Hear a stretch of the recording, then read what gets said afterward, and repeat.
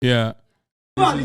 This is also fucking gross, too. Israeli soldiers capture suspected Hamas fighters and make them hold the Israeli flag and chant Long Live Israel. By the way, these are just civilian workers who were arrested by the Israeli forces who just said they were Hamas fighters.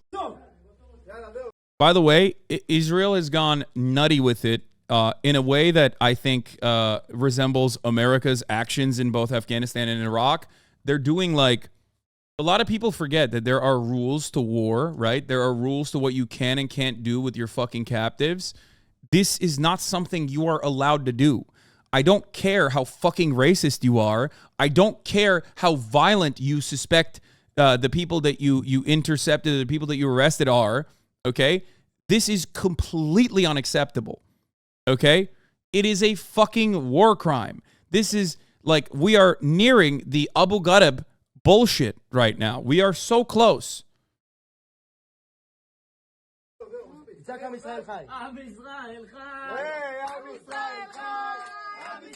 I've read so many fucking accounts of Russian forces engaging in acts of torture on Ukrainians that they fucking apprehend, okay?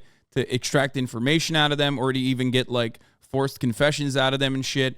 And it's so wild that we watch the exact same shit, if not significantly fucking worse, being done by Israel. Not even just this. It is so psychotic that this kind of activity is like championed, channeled, and defended.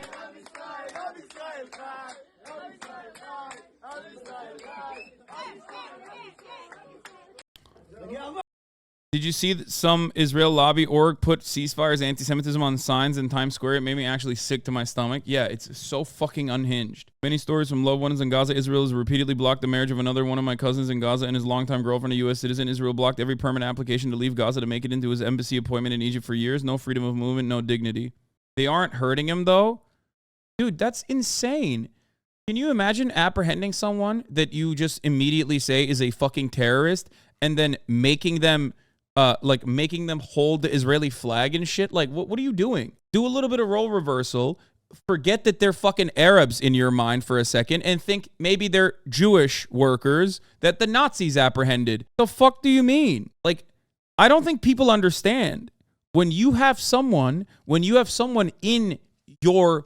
When you have robbed someone of their freedom, there are very specific rules.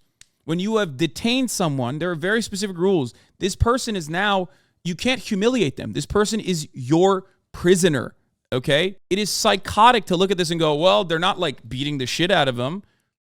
They're simply just like, making fun of him and dehumanizing him further. You can't do that.